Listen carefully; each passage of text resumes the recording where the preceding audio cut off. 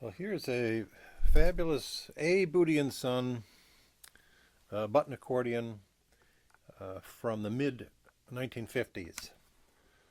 This has been a 9-year restoration project for me.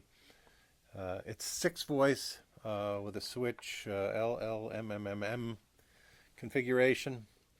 Uh, it's Butti Son. It's made by the no one's really sure who actually made them, but it's the same person who constructed the F.H. Walters boxes also. It's just spectacular casework. It's black walnut. Even the frames of the bellows are made out of black walnut. The levers and etc.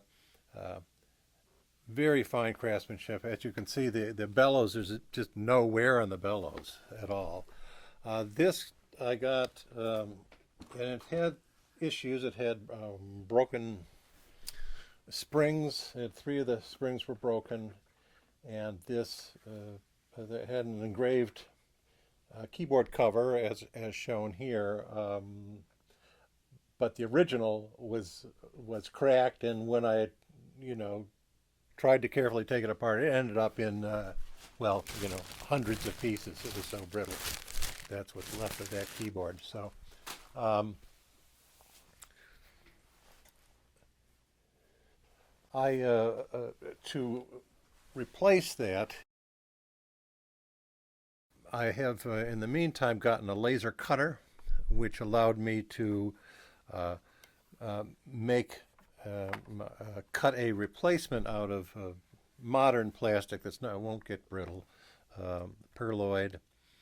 And since it's an old instrument, nothing was really equally spaced or anything. So I, in the laser cutter, I did multiple passes with paper and cardboard until I got all the rectangular holes for the buttons to match up, and got it aligned with the edges. And then, of course, there were a series of screw holes, again, not equally spaced. So it took a lot of trial and error to get that, but I ended up was very happy with the result.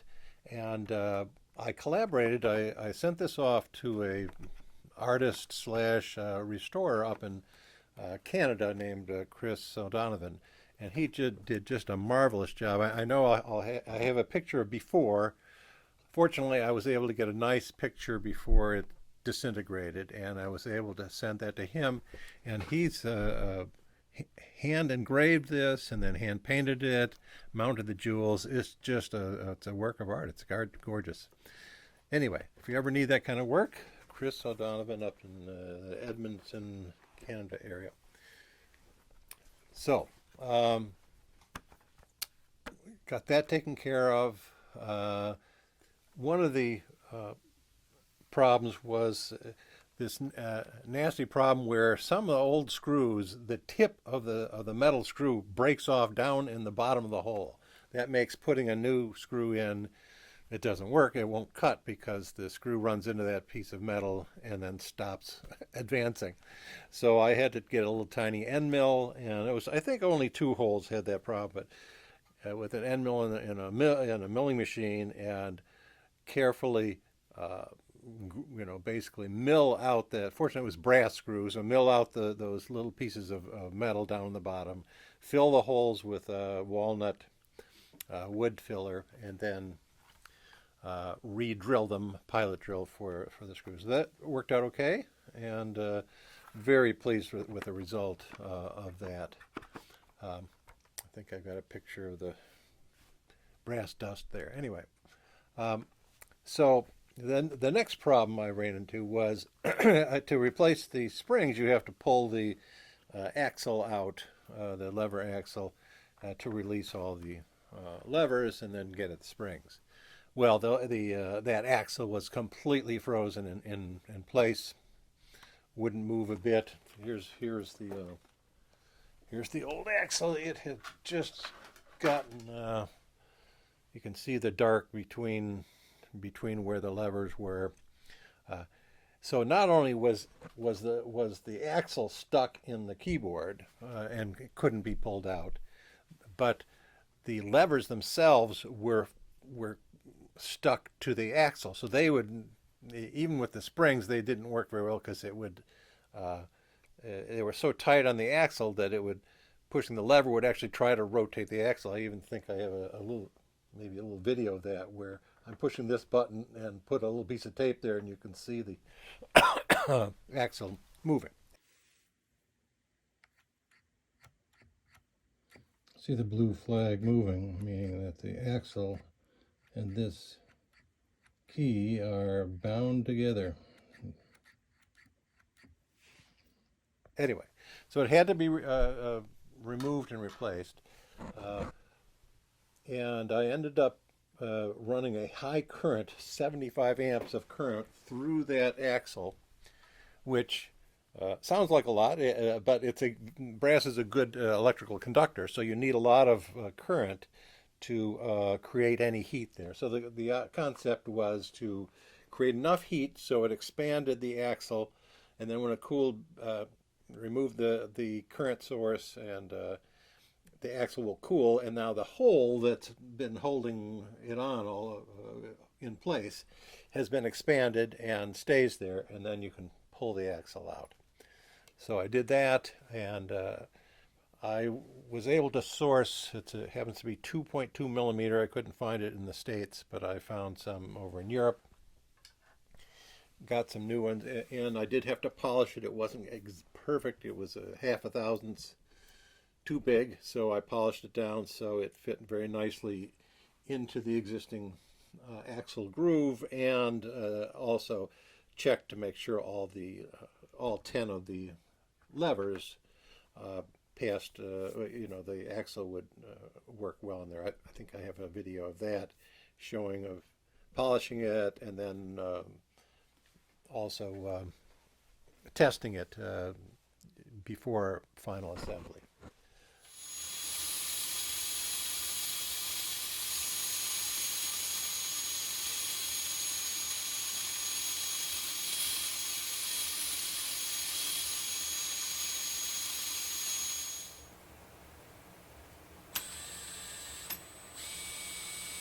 Making sure the friction isn't too bad. It's good. So once I've got that out, then I was able to start working on replacing the springs. The springs. So here's one of the originals. I don't know if you can even see it. It's broken here, taper. It just rusted to nothing really. So I had to replace all 10 of the springs. So what I did is I do have a number of old Baldoni Bartoli and F.H. Walters boxes. So I was that 4, 6, or 8 voice. So that the key force is pretty important. It's a balance between, you want it as light as possible, but when you get to 4 and 6 and 8 voice, you now have to start making sure that the pallets can actually lift off of the fondo, just because there's enough area there that just the pressure of the internal bellows, without pushing the button, it will lift it. So it ended up being about 190 grams was the right balance between as light as possible, that you're not allowing it to just open the valves by squeezing on the bellows without pushing any buttons. So that was the desired force, was 190 grams. So I measured the existing spring. I have a number of all different sizes of music wire. Tried 3 or 4 different sizes, and it turned out that I think it was 0.31, so 31 thousandths of an inch gauge music wire gave me the right key force out here. Now I could not find. I scoured the internet and to find a nice small spring winder, and I haven't found one. So I have made one. I designed this and fabricated it. So you can take different. I have two different axles. I have change out tooling here. You can uh, take out the mandrel. There's two different sizes for that. This is the one I used for this project, and it basically feed in the music wire on one side, and then I crank it around for the number of turns I want on the for this particular spring. I think it was three turns, 2.5 turns. So that's the goal, is to make one of these. I even have a little video I'll show of me using the spring winder. Play that now.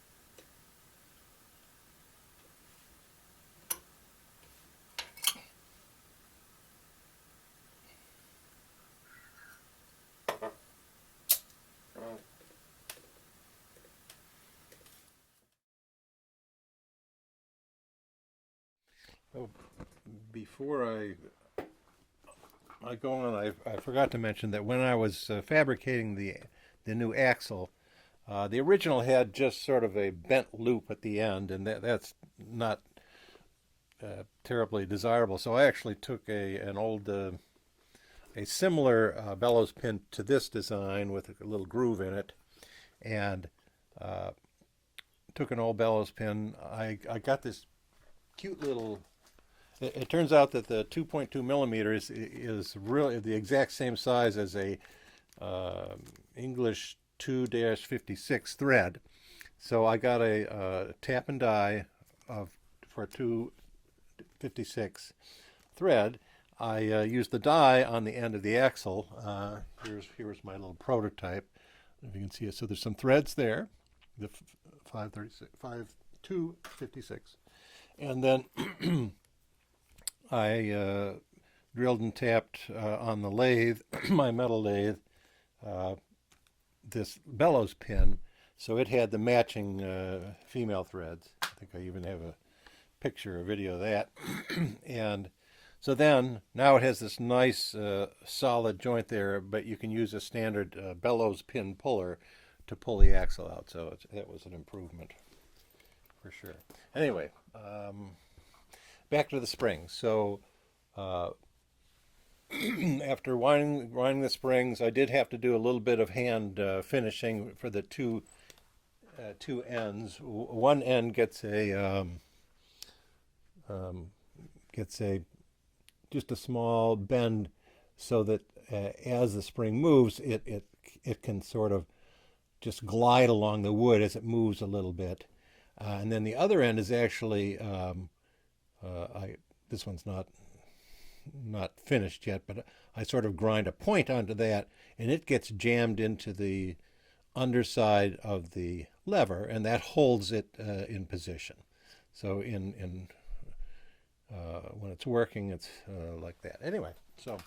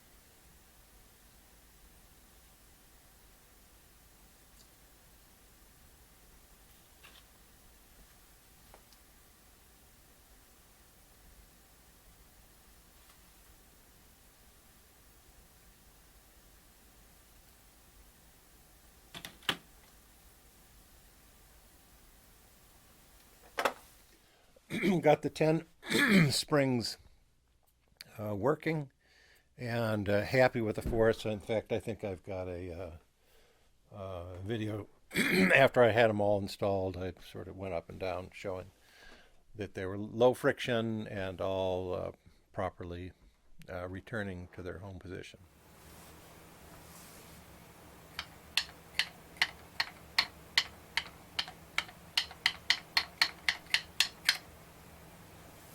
What else? Well, I had it apart and this cover was off.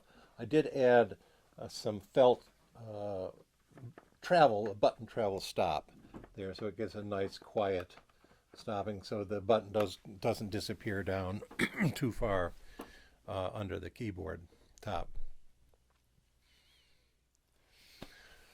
So the reeds themselves were actually in excellent condition, as were the valves. Some of the reed blocks needed flattening on the bottom, so I've got a sanding table I use. Some of the very highest notes at times either don't speak at all or require way more internal pressure to speak properly.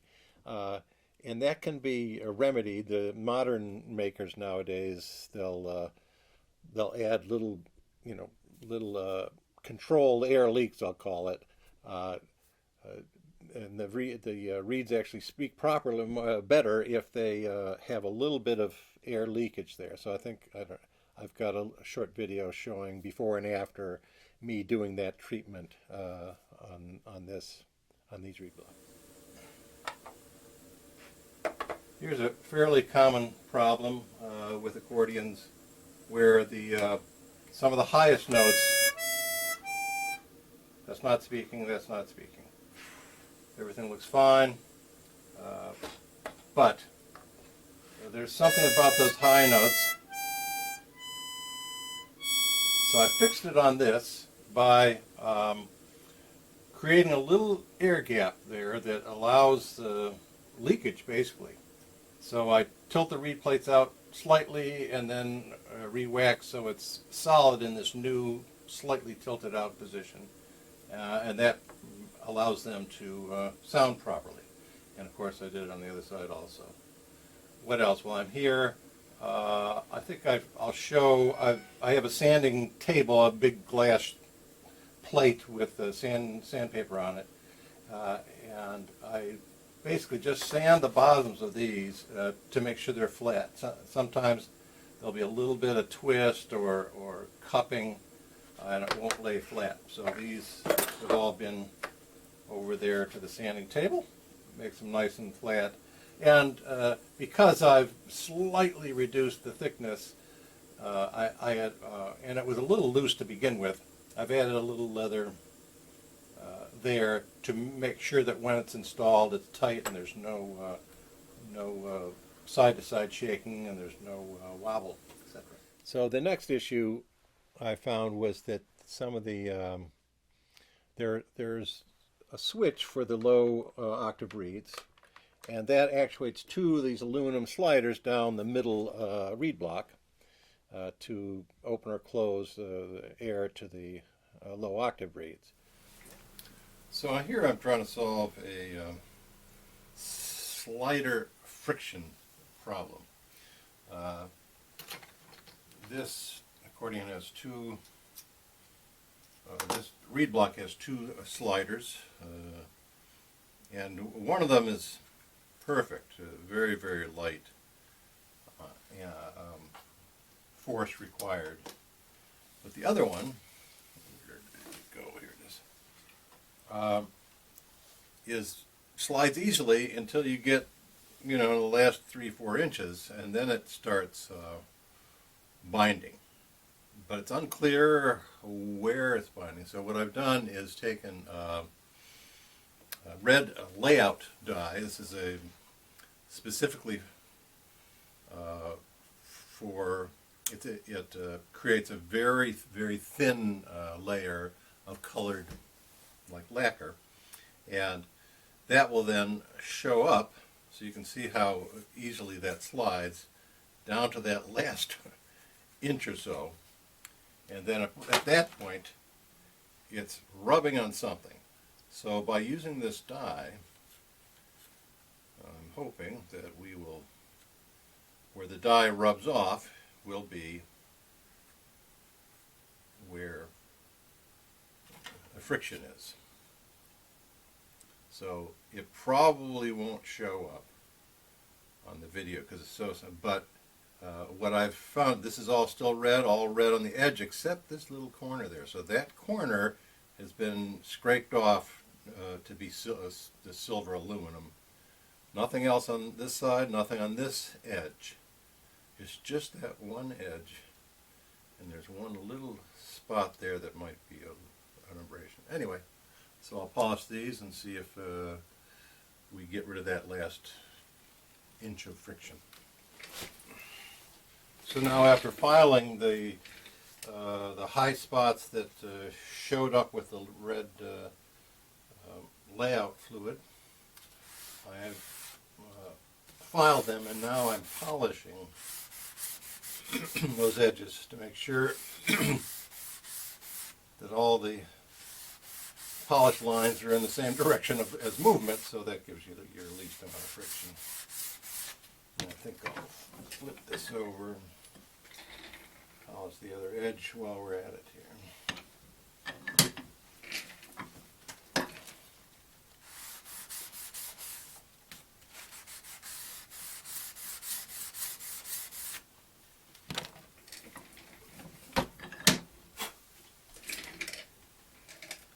This is out of that 6-voice Butti Son instrument.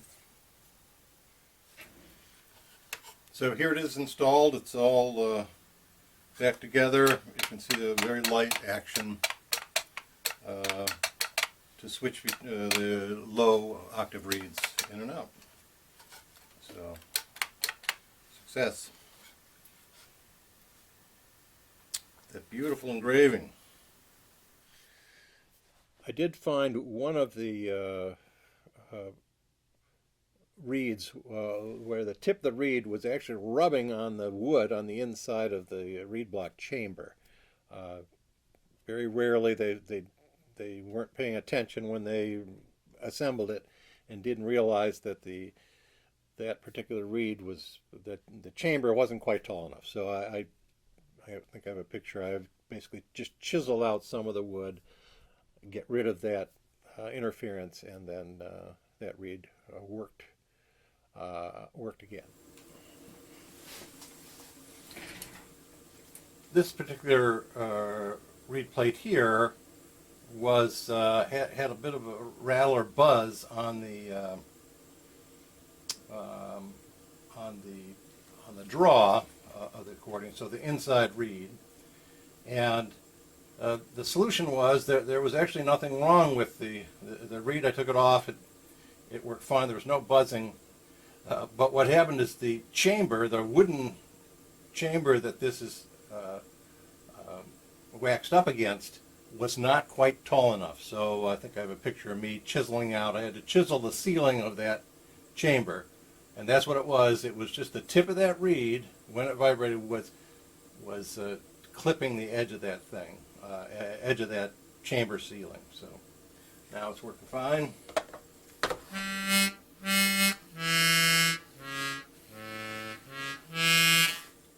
So now to tuning, the whole instrument when I got it was at A about 444, 445, pretty high pitched, and it was pretty poorly tuned. I did capture the recipe, but it was just all over the place and not worth trying to save or replicate. So so here I'm recording the existing state of tune, because it's a 4-voice MMM, well, 6-voice with LLMMM, and my software, Dirk's accordion tuning software, can only record 3 simultaneous notes. So I'm doing it 2 and 2, MM on one reed block and MM on the other. So I've already done the other. Now I'm recording this second MM reed block. Turn it on. Okay.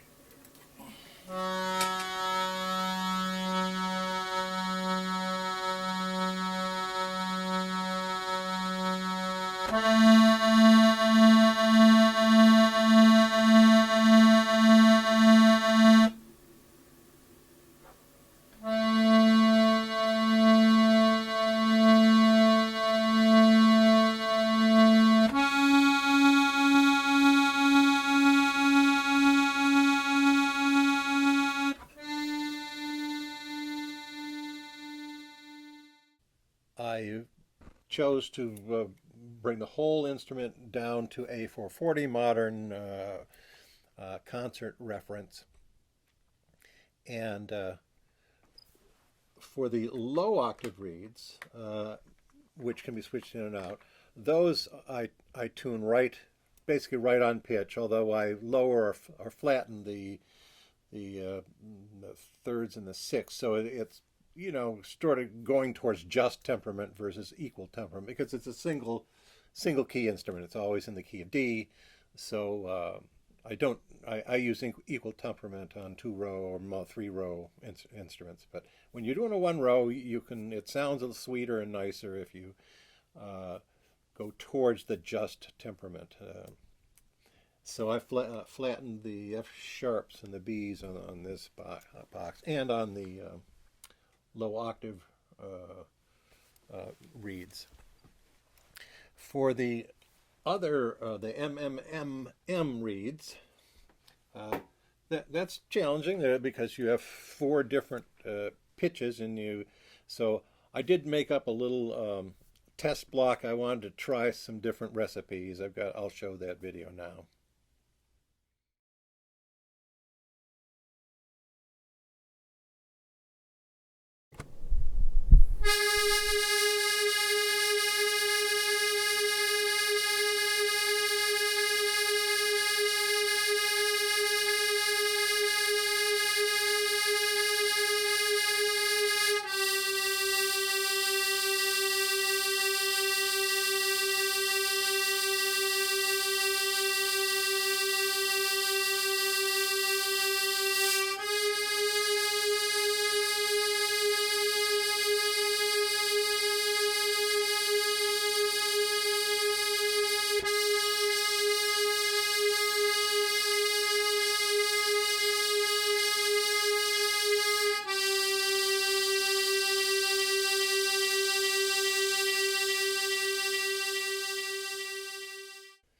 So that just gave me a flavor for which approach I wanted best. Some of them had 2 of the reeds right on 0 and then 1 lower pitch and 1 higher pitched. I did much prefer the sound where all 4 were different. So then I went and started, I took a couple of the reeds in the middle of the instrument and tuned them to different recipes, and what I settled on, what I thought sounded the best, was -10, 0, +10, and +14. That has a nice sound to it. I'll play a little bit more later, but it had what I thought was a pleasing sound. It was strident. It'll cut through in a session. It just has that nice old-timey sound to it. So then I tuned all of the trebles to that. Again, flattening the F sharp and the B to match the low octave reeds. So those gives it that little bit sweeter. When you play a chord, it's with just temperament, it just has a nice sweeter sound to it.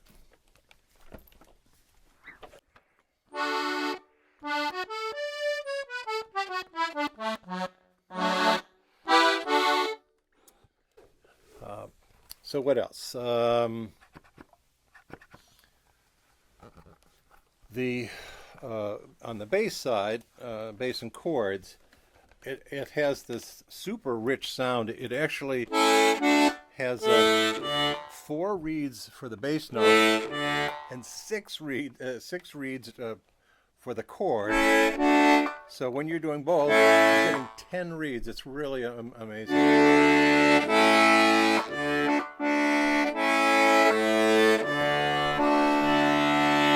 Lovely.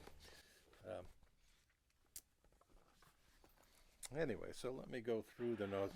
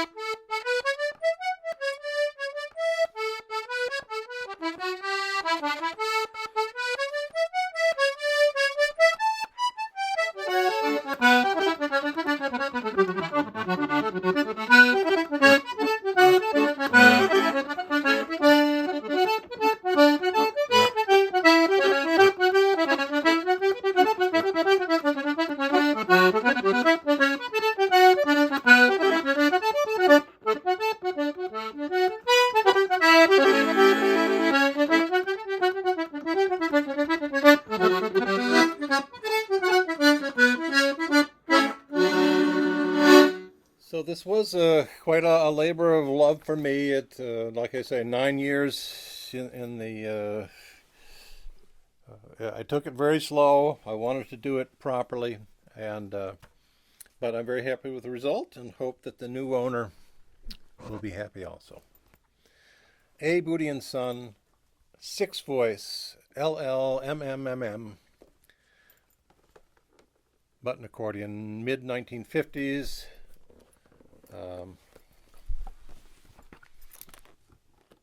Should give the new owner decades of good service.